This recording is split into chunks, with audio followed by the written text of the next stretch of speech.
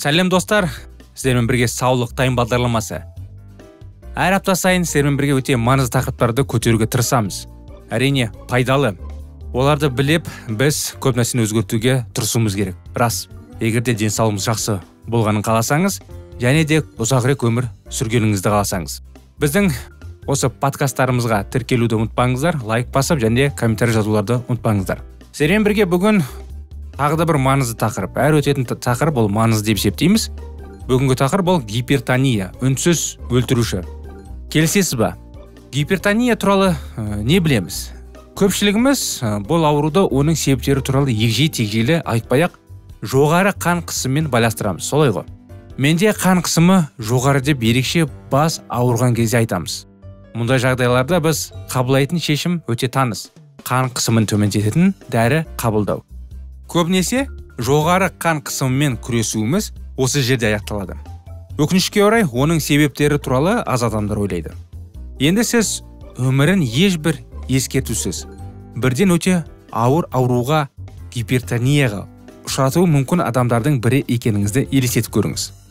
Мәселе дәл осында. Сіз гипертония сіздің денсаулығыңызды қалай тыныш, байқалмайтын түрде бұзады деп күдіктенуіңіз мүмкін. Бұл біздің планетамыздағы миллиондаған адамдармен кездеседі. Бұл дәрістің мақсаты ауыр дерттің алдын алуға көмектесуі. Сандар жоғары қан қысымы, яғни гипертония 21 ғасырдағы ең көп таралған ауру екенін көрсетеді. Дүние жүзінде 600 миллионға жуық адам жоғары қан қысымынан зардап шегеді. Біздің мемлекетте де, арамызда да бұндай жағдайлар жиі кездеседі. Жыл сайын бұл аурудан 3 миллионға жуық адам қайтыс болады. Елестетіп көріңіздерші. Қандай өкінішті. Тек солтүстік Америкада статистикаға сәйкес әрбір үшінші ересек гипертониядан зардап шегеді екен. Жоғары қан қысымы адамдарға жасына, дініне және терісінің түсіне қарамастан әсер етеді. ақш-та 40 жастан асқан халықтың 50% және 65 жастан асқандардың 70% осы аурудан зардап шегеді. Мәселе мынада, жоғары қан қысымы жиі ешқандай белгілерді көрсетпейді.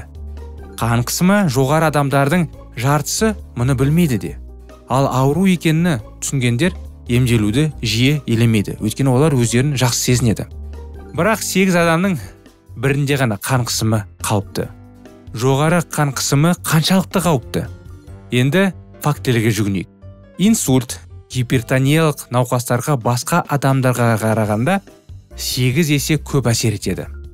Гипертониялық адам сау адамға қарағанда инфарктқа 3 есе және оны тоқтатуға 5 есе жиі ұшырайды.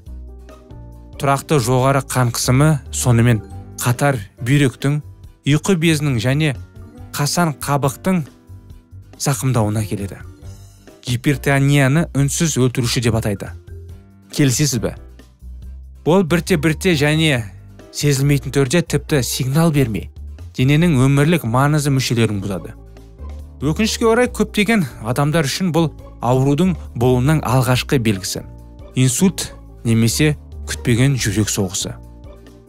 Өкінішке орай, кейбіреулер үшін бұл белгі өмірдегі соңғы болып табылады.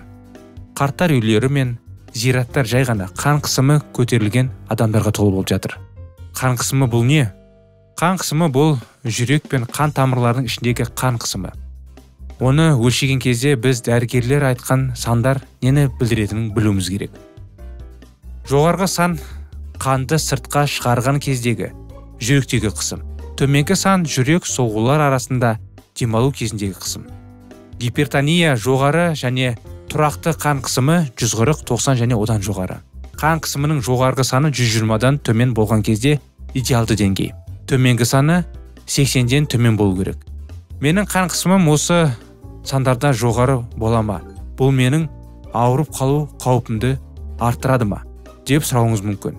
Иә, сан неғұрлым жоғары болса, соғұрлым тәуекел жоғары болады. Бірақ нормадан төмен қысым туралы не айтасыз? Мысалы, 90-50. Бұл да аурудың белгісі ме? Жауап жоқ. Егер адам өзің жақсы сезінсе. Әрине бүгін адамдар өздерімен бірге қан қысымын енді давлениені тексеретін құралдарды өзімен ұстап жүреді. Үйде жиі бар ондай. Енді жиі адамдарда ол кездеседі ол құрал. Сондағы адамдар күнделікті кофені ішіп жүре береді. кейбірлер енді менің давлением төмендеп кетті дейді да, кофе ішеді оны көтеру үшін, ал кейбірлер оны төмендету үшін басқа нәрселер ішеді.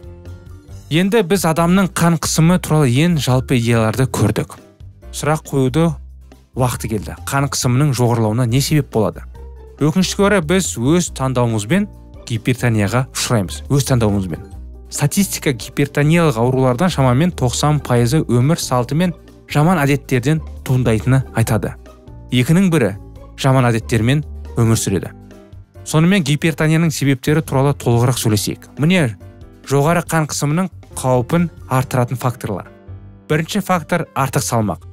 Әрбір килограмм май үшін 15 километр қосымша кішкентай қан тамырлар қажет. Сондықтан олар арқылы қан итеру үшін көбірек қысым қажет. Осы себепті 20% артық салмағы бар адамдар қалыпты салмақты адамдарға қарағанда гипертониядан 5 есе көп зардап шегеді. Екінші фактор тұзды шамадан тыс тұтыну. Дүние жүзінде жоғары қан қысымы тағамның тұзы өте төмен аймақтарда сирек кездеседі. Жапонияны мысалға алайық. Дәл осы елде тұзды тұтыну өте жоғары. Жапонияда гипертония эпидемия сияқты ересек халықтың жартысына әсер етеді. Бірақ жапондар бұл жерде жалғыз емес. Көптеген басқа елдерде тұзды тұтыну өсуде. Мысалы, американдықтар күніне орта есеппен 2 шай қасық тұздың ағзаға қажетті мөлшерді 16 есе көп екенін анықтады. Екінші фактор темекі шегу. Енді ең ауыр тақырып десек те болады. Бір темекі шегу қан қысымын кем дегенде 30 минутқа көтереді. Егер темекі шегетін адам күніне орта есеппен бір қорап темекі шегетін болса, оған қан қысымының тұрақты жоғарылауына кепілдік беріледі. Енді кейбірлер бір қорап тұрмақ 2 қорап шегеді. Түтін боп, паровоз боп шеге береді, артынан бірі, екіншіден бірі 2. Үшінші фактор алкоголь және кофеин. Бұл да енді ауыр тақырып. Ғылыми зерттеулер көрсеткендей, тіпті орташа алкогольді тұтыну гипертонияның барлық жағдайларының 5-15%-ға дейін себеп болуы мүмкін. Қан қысымын айтарлықтай арттыру үшін күніне 1 немесе 2 рет алкоголь ішу жеткілікті. Кейбір адамдар көп ішеді ғой енді. Кішігірім ішкеннің өзі жеткілікті дейді. Зерттеулер сонымен қатар күніне 1 кесе кофе қан қысымын 5-6 барға айтарлықтай арттыратынын көрсетті. Төртінші фактор артериялардың бітелуі. Ескі тот басқан су қабырларында минералды шөгінділер жиналып, олардағы су қысымының көтерілуіне себеп болатын сияқты, енді тар бітелген тамырлар бүкіл дененің қанымен қамтамасыз ету үшін денеден қан қысымын арттыруды талап етеді. Бесінші фактор әрекетсіздік. Спортпен айналыспаған адам ерте ме кеш пе қан қысымы көтеріледі. Алтыншы фактор стресс. Нашар өмір салтының басқа аспектілермен қатар стресс қан қысымын жоғарылатуы мүмкін. Гипертониядан зардап шегетін кез келген адамның оның алдын алу шараларының маңыздылығы туралы дау айту екіталай. Бірақ қазірдің өзінде ауырғандар ең алдымен алдын алу емес, емдеуге мүдделі. Енді алдымызда сұрақ тұр. Жоғары қан қысымын емдеу мүмкін бе?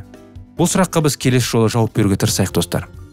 Егер де пікірлеріңіз болса, комментарияға жазыңыздар, және де лайк қойыңыздар осы тақырып ұнаса. Келесі жолы жалғастырамыз. Тіркелмеген болсаңыздар, тіркеліңіздер. Бүгін адамдар енді аппендицитпен ауырып, көп арақ ішкеннен, біраз енді әр адамның көп ішкеннен аурулар пайда болады. Темекіден де аурулар пайда болады. Бірақ енді біраз операция жасалса да, адамдар кішкене шыдап, кейін қайтадан ішіп кетеді, шылым тартып кетеді. Енді не істеу керек ондай жағдайда? Не істеу керек? Бұл жерде де пікірлерін жазсаңыздар, бізге қызықты, достар. Әрине, адамдар бүгін өзінің денсаулықтарын өздері құртады, кейін таңғалады, қайдан пайда болғанын. Осы біздің бағдарламалар сізге денсаулықты қалыпты сақтауға, болмаса мықты қылуға көмектеседі деп ойлаймыз. Және де жасыңыз ұзағырақ болады деп. Сау болайық бүгін, достар. Денсаулықтарымыз мықты болсын, сіздің де жанұяларыңызда. Келесі жолға дейін сау болыңыздар.